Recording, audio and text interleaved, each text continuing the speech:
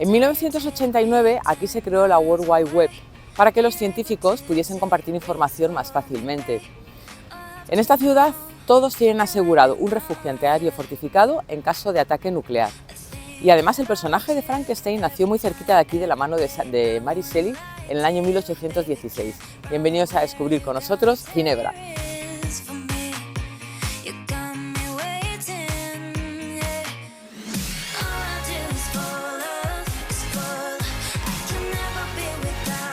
Nos encontramos en la Plaza de las Naciones Unidas. Detrás de mí tengo la estatua La Silla Rota, que es un memorial para las personas que perdieron algún miembro o que murieron debido a las minas antipersona y las minas de racimo. Este monumento en principio iba a estar aquí solamente 3 meses. Se hizo para el año 1997 cuando se firmó el Tratado de Ottawa que prohibía este tipo de minas, pero gustó tanto que se ha quedado aquí ya para siempre. Y justo al lado tenemos una exposición temporal que representa 50 móviles y en ellos se pueden ver las imágenes de menores que han perdido la vida debido a las redes sociales, a ciberacoso, a autolesiones y retos los que acababan perdiendo la vida siendo muy pequeñitos todavía. El Palacio de las Naciones Unidas de Ginebra es la segunda sede de la ONU más grande de todo el planeta. Tiene más de 600 metros y unas 3.000 oficinas. Y una curiosidad es que por sus jardines están libremente pavos reales.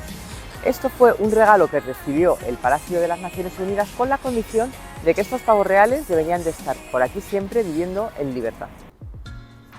Esta es la Catedral de la Exaltación de la Santa Cruz, también llamada la Iglesia Rusa.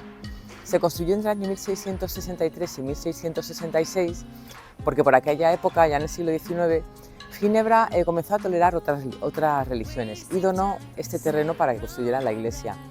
Fue financiada totalmente por el zar Alejandro II y en principio no tenía tantas cúpulas con forma de cebolla doradas, tenía menos. La restauraron posteriormente y pusieron 9, que son las órdenes de los ángeles y representan las jerarquías celestiales. Como curiosidad deciros que Dostoyevski era feligrés de esta iglesia y aquí bautizó a su hija Sofía. Y por desgracia, días después de este evento, él falleció y fue su funeral en esta iglesia también.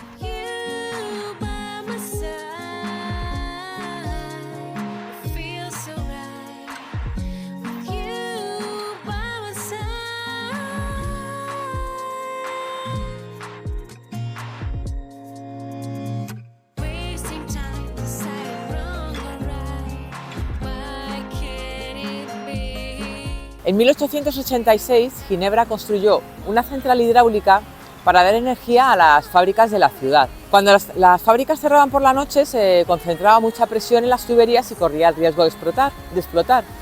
Entonces añadieron una válvula que abrían por las noches y al abrir esta válvula salía un chorro de unos 30 a 40 metros de agua.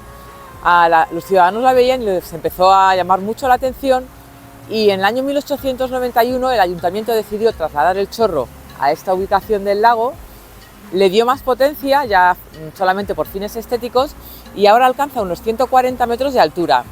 El agua sale a 200 kilómetros por hora y cada momento que miremos al agua, al chorro, estaremos viendo unas 7 toneladas de agua flotando.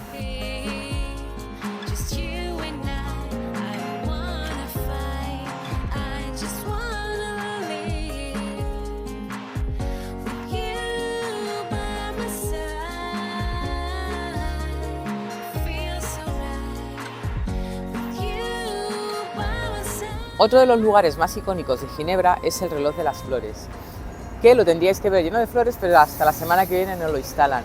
Normalmente se compone de unas 6.500 flores naturales y es un reloj ultra preciso, nunca se retrasa. La circunferencia mide unos 16 metros y la manecilla de los segundos mide 2,5 metros, que es la manecilla el segundero más grande del mundo. Se creó en el año 1995 y, como os digo, es un icono aquí en la ciudad.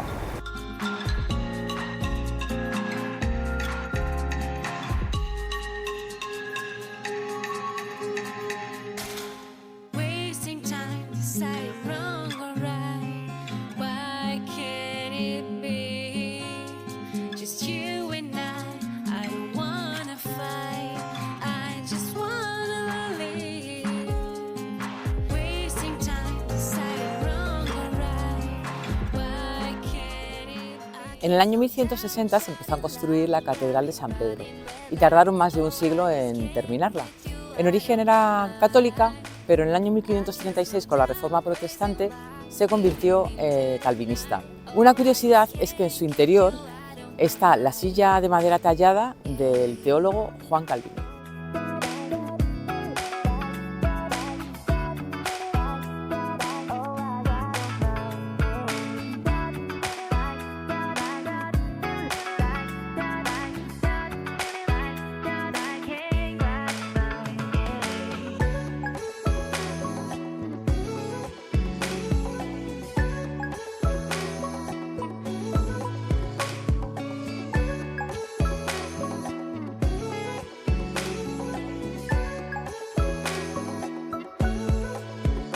Justo debajo de la catedral hay un yacimiento arqueológico que podéis visitarlo por 8 coronas suizas, si no me equivoco, y es uno de los más grandes del norte de Europa. La Casa Museo Tabel es una de las casas más antiguas de la ciudad que perteneció a la familia Tabel. En el año 1334 sufrió un incendio y quedó totalmente destruida. La reconstruyeron y quedó como la vemos hoy en día. Desde el siglo XX, principios del siglo XX, alberga varios museos urbanos de Ginebra y además, si subís hasta la última planta, os vais a encontrar una serie de maquetas, pero la que más llama la atención es una maqueta de unos 30 metros cuadrados de toda la ciudad de Ginebra al detalle, pero que data de antes del año 1850, que fue cuando derribaron las murallas.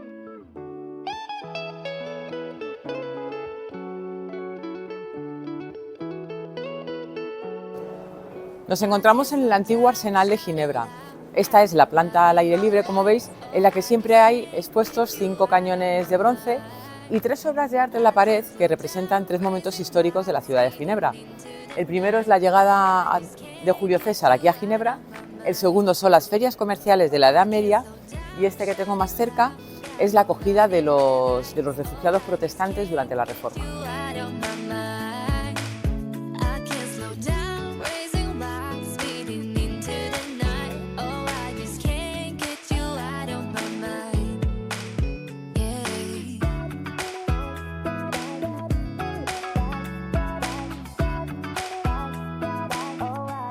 Nos encontramos en el Ayuntamiento de Ginebra. Es un conjunto de edificios que se empezaron a construir en el siglo XV y a lo largo de los siglos se fue aumentando y construyendo más edificios. Uno de los elementos arquitectónicos más importantes es donde justamente nos encontramos, que es esta rampa de piedra en forma de espiral, hecha deliberadamente así para que pudiesen subir con los carruajes hasta arriba o con los tanques, no, ¿cómo se llaman? Lo que había abajo, los cañones. Los cañones para subir la artillería arriba y demás. Robert y yo estamos sentados en el banco de la Treille. Este banco se construyó en el año 1777 y dicen que es uno de los bancos más largos del mundo. Mide unos 120 metros y se pueden sentar cómodamente entre 160 y 180 personas.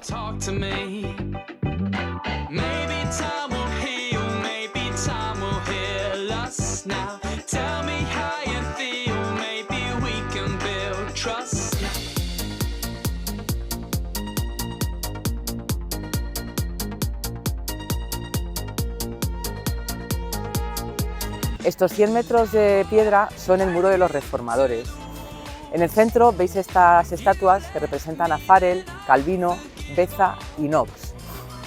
Y una curiosidad es que Calvino, que fue el fundador de la Iglesia calvinista, no le gustaban nada las estatuas, las representaciones y de hecho fue enterrado en un lugar anónimo para que nadie supiera dónde está. Y hoy tiene esa estatua de 5 metros representándole.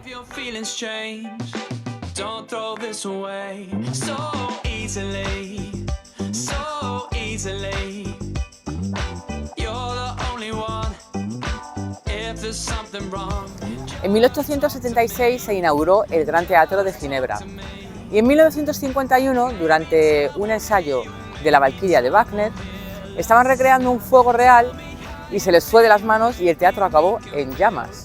Estuvo 11 años cerrado y posteriormente ya lo restauraron como lo vemos hoy en día. Una de sus salas más bonitas es la sala principal porque el techo tiene unos 1100 cristales de Murano y están colocados no al azar, sino recreando exactamente las constelaciones del cielo de Ginebra.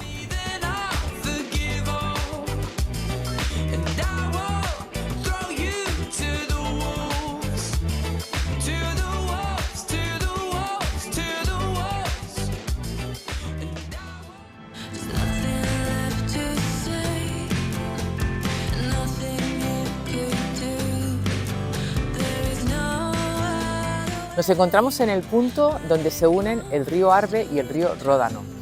Aquí vemos, debido a la diferencia de temperatura, de densidad y de velocidad del agua, cómo durante unos metros se diferencian totalmente, cómo se juntan un río y otro con diferentes tonalidades. Mola mucho ver el efecto.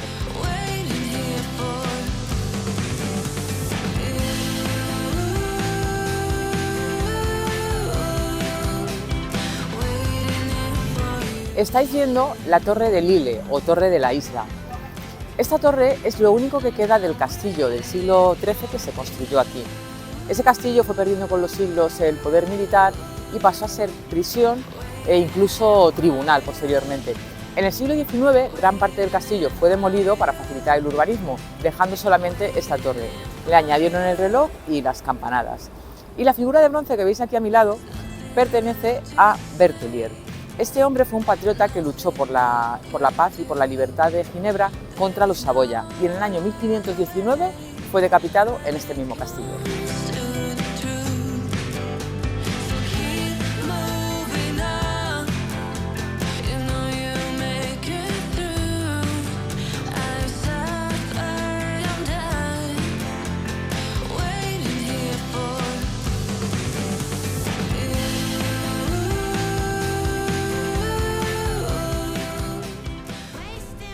Junto al lago Léman tenemos el Monumento Nacional de Ginebra. Este monumento se inauguró en el año 1869 y fue para conmemorar que Ginebra dejaba de ser un estado independiente y se unía oficialmente a Suiza como un cantón más. Este hecho pasó en el año 1814. La estatua, como veréis, representa a dos mujeres jóvenes, cogidas de la cintura. Una de ellas es Ginebra, representa a la República de Ginebra, que es la que está en este lado, y la que está en este lado representa a Suiza, Helvética. Este mausoleo pertenece al duque de Brunswick y os voy a contar su curiosa historia. Este hombre, Carlos II, duque de Brunswick, alemán, tenía una inmensa fortuna, era muy rico, pero también era muy paranoico y muy excéntrico.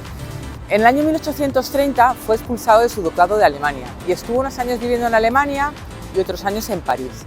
Y los 3 últimos años de su vida los pasó aquí, en Ginebra. Como no tenía familia a quien dejarle su herencia, que era nada más y nada menos que 14 millones de francos de la época, se lo dejó a la ciudad de Ginebra, pero con una condición: debían de construirle un mausoleo, este mausoleo, réplica de los mausoleos de los Caligeri que están en Verona.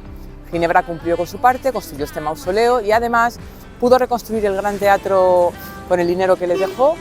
También construyeron la imponente entrada de la universidad y además varios arreglos urbanos que mejoraron la ciudad. Again,